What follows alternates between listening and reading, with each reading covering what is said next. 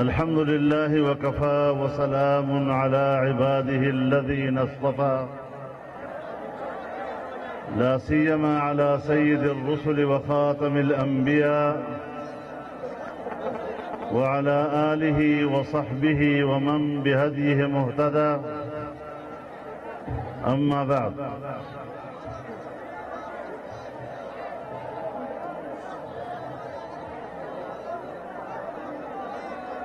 پسٹیج باندناس دیر درانا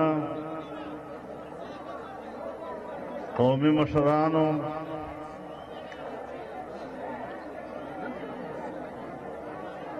پدے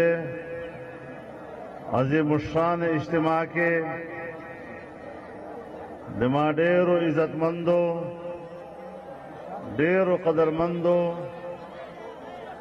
سپنجرو سپن پوشو ظلموں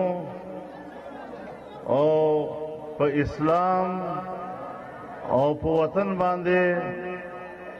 سرشندلو ظلموں ستاسو دغ جذبے تا زد زڑے حکمنا سلام وائم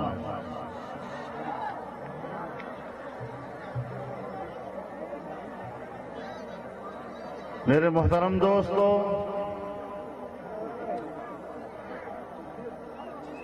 آج نورالائی میں یہ عظیم المثال اور تاریخی اجتماع اور اس تاریخی اجتماع میں آپ کی یہ بے مثال شرکت اس بات کا اعلان ہے کہ بلوچستان کے عوام دھاندلی کی پیداوار حکومت کو مسترد کرتے ہیں، ووٹ چوری کر کے آنے والی حکومت اسے مزید قوم پر مسلط ہونے کا کوئی حق حاصل نہیں ہے، اور انشاءاللہ ہم یہ غصب کیا ہوا حق واپس لے کر رہیں گے اور اس ملک پہ عوام کی مرضی کی حکومت قائم ہو کر رہے گی انشاءاللہ العزیز۔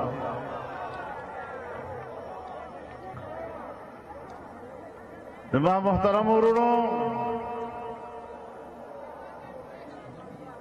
دوی ډیر آسان بللې وه، یوه لمده ګولۍ بللې وه چې ډېر په آسانه به یې تر ستوني واړو، خو انشاءالله دا د اوسپنې ګوله د په غاښو کې د اوتې ده، نه یې تویولی سي او نه یې نغرلی سي۔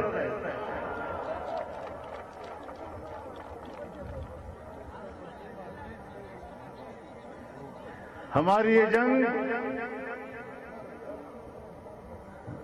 پاکستان میں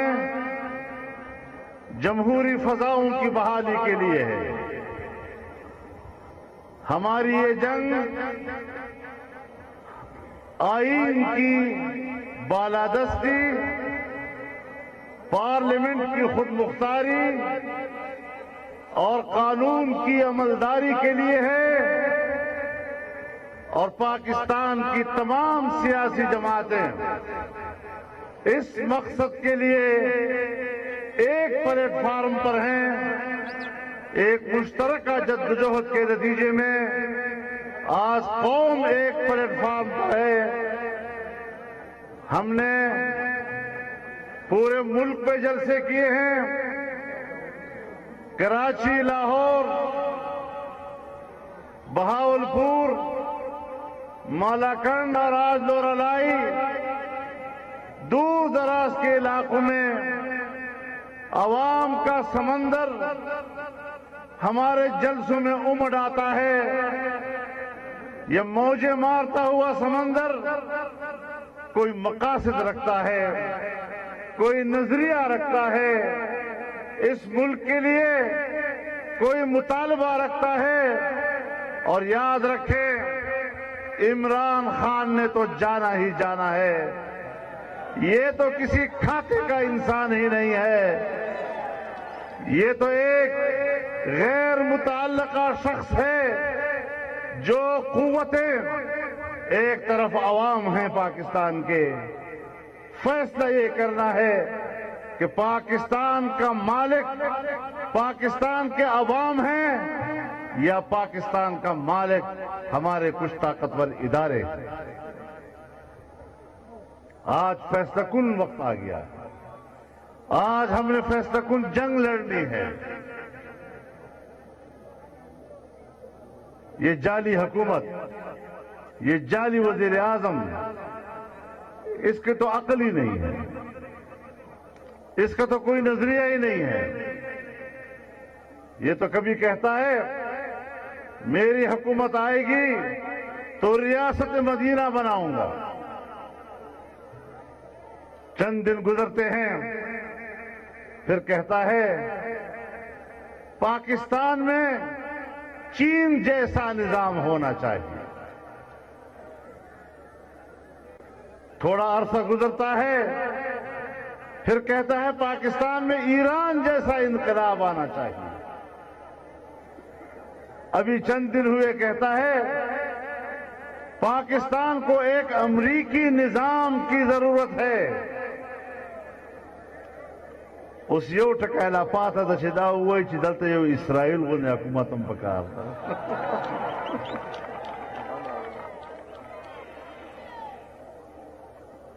داسې نمونه به تاسو دنیا کې چیرې نه وي لیدلې۔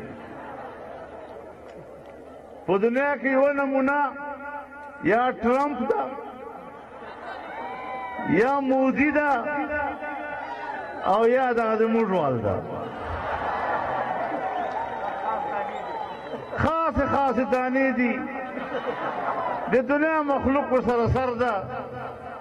نه په سر پوهېږي نه په پښو پوهېږي۔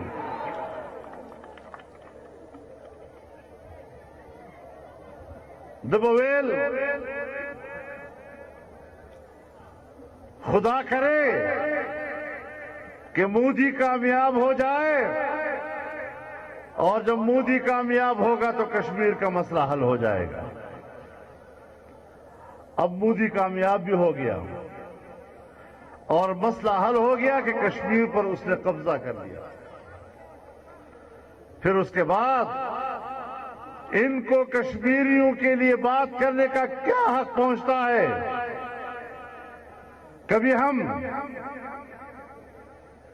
85,000 کلومیٹر مربع کلومیٹر کشمیر کی بات کیا کرتے تھے، اور آج ہم 5,000 کلومیٹر کشمیر کی بات کر رہے ہیں۔ ہم نے گلگت بلتستان کو بھی کشمیر سے الگ کر دیا۔ آپ مجھے بتائیں کہ گلگت بلتستان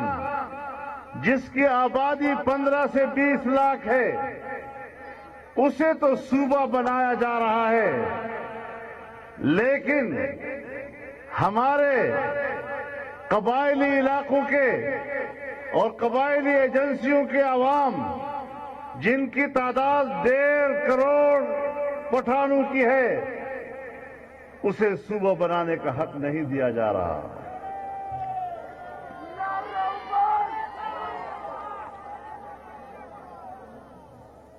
تو میرے محترم دوستو، اس قسم کے فلسفے کوئی گلی کوچے کا احمق بھی نہیں بتا سکتا جتنا ہمارے یہ حکمران بتا رہے ہیں۔ میرے محترم دوستو، ہم یہاں پر آج آزادی کی جنگ لڑ رہے ہیں۔ ہمارے اکابر نے آزادی کی جنگ لڑی اور انگریز کو ہندوستان کی سرزمین چھوڑنے پر مجبور کیا، لیکن پاکستان کی صورت میں ابھی بھی کالونی کی علامات موجود ہیں۔ ہم نے پاکستان کو امریکی کالونی نہیں بننے دینا اور پاکستان کو ایک آزاد اور خود مختار ریاست کے طور پر دنیا میں متعارف کرانا ہے۔ ہمارا اپنا ملک ہے، ہم نے اپنے ملک کے حوالے سے سوچنا ہے۔ ہمارے حکمرانوں میں خود اعتمادی نام کی کوئی چیز نہیں۔ اگر انہیں پاکستان کالونی نظر نہ آتا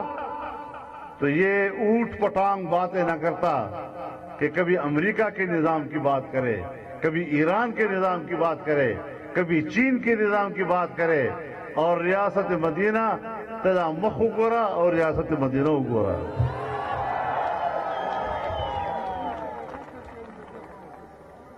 دد پخل چ مدینہ ریاست نم راضی، ریاست مدینہ وہ شرمیش۔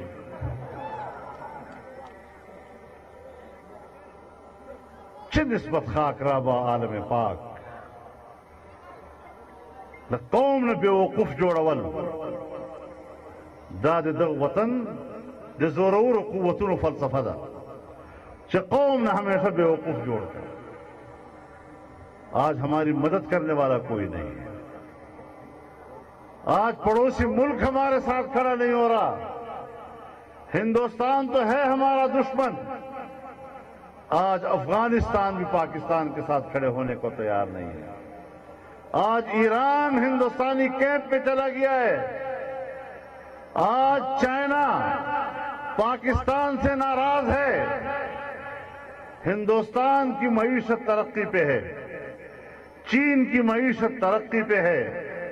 افغانستان کی معیشت ہم سے کئی گنا بہتر ہوئی ہے، ایران کی معیشت ہم سے زیادہ طاقتور ہے، ملائیشیا ترقی کر رہا ہے، انڈونیشیا ترقی کر رہا ہے، نیپال جیسا چھوٹا ملک، سری لنکا جیسا چھوٹا ملک وہ ترقی کر رہا ہے، اور پورے خطے میں ایک پاکستان ہے جس کی معیشت ڈوب رہی ہے۔ کون سنبھالے گا اس کو؟ آج اگر پی ڈی ایم پریشان ہے تو صرف ایک بات کے لیے پریشان ہے کہ اس کمبخت نے ملک کی معیشت کا وہ کباڑہ کر دیا ہے کہ خدا جانے اب اس کو دوبارہ ٹھیک کیسے کیا جائے گا۔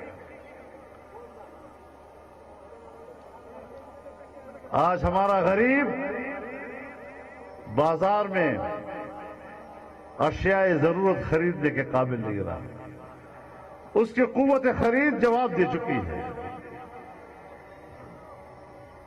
آج ہماری مائیں اپنے بچوں کو بازار میں لا کر کہتی ہیں یہ بچے فروخت کرنا چاہتے ہیں۔ آج ان کے والدین اپنے بچوں کو ذبح کر کے نہر میں پھینک رہے ہیں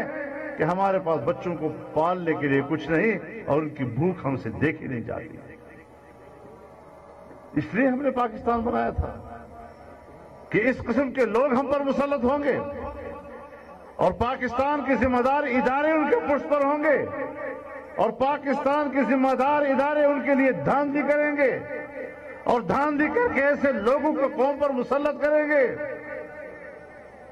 یاد رکھیں بلوچستان کے لوگوں، میں پوری قوم سے کہنا چاہتا ہوں کہ اب ہم اس ملک میں اداروں کی بالادستی کو تسلیم نہیں کریں گے۔ یہاں بالادستی ہوگی تو پاکستانی قوم کی ہوگی، پاکستانی عوام کی ہوگی۔ نعرہ تکبیر! قائد ملت اسلامی حضرت مولانا فضل الرحمان قائد قدم بڑھاؤ۔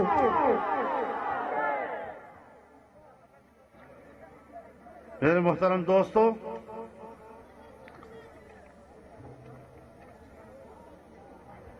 دوسروں پر الزام لگاتے ہیں، ایک ہی سیاست ہے،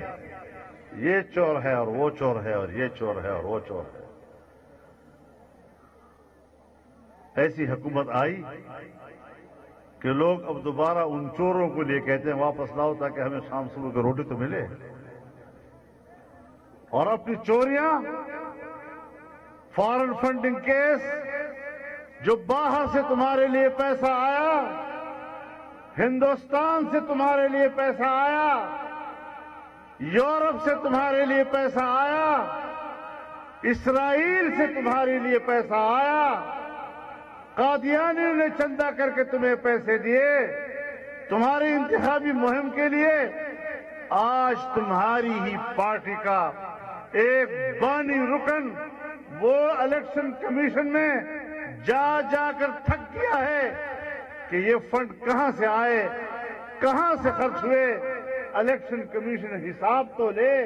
الیکشن کمیشن حساب لینے کو تیار نہیں ہے۔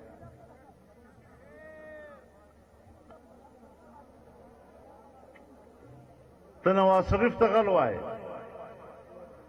تو زرداری تغلوائے، او خپل د ټول ټبر غل ده، خپل د ټول پارټۍ غله ده، د یهودو د قادیانانو په پیسو د الیکشن کړی ده او په پاکستان مسلمانانو باندې حکومت کوي۔ پرېږدو دې نه ګورې او انشاءالله په 19 تاریخ باندې به موږ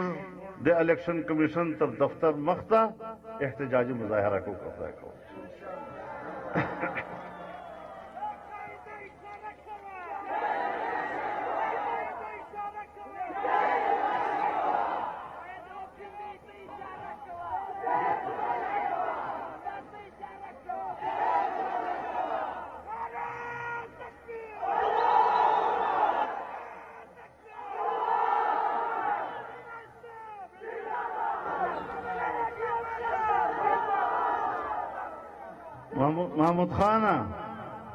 محمود خان یو ملګری وایي پنډۍ ته اشاره کوه۔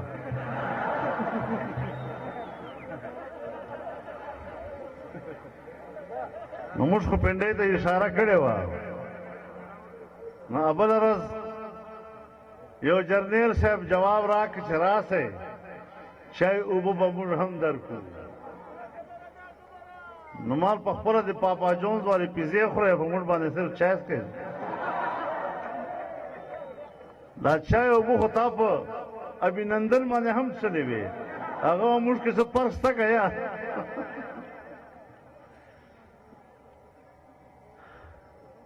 دې خبرو ته په سنجیده نظر وګورئ، مسلې سنجیده دي، دومره آسانې نه دي۔ 2 کاله پورې تاسو کوشش وکړل چې موږ په یو خبره راضي کړو، کله ګورنري راکوئ، کله وزارتونه راکوئ،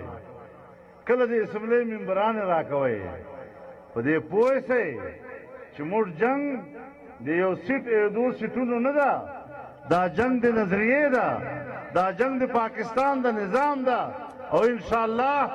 اوس په پاکستان نظام باندې اصلاح راځي، که اصلاح نه راغله او دا حکومت برقرار و نو بیا به یو لوی طوفان په وطن کې راځي۔ دا زموږ د نن جلسې دا شرافت لب لهجه، دا شرافت مجلس دغه په زړه غوږو واروئ، په زړه غوږو یې واروئ، خواست درته کوو چې په زړه غوږو یې واروئ، او که په زړه غوږو یې نه واروئ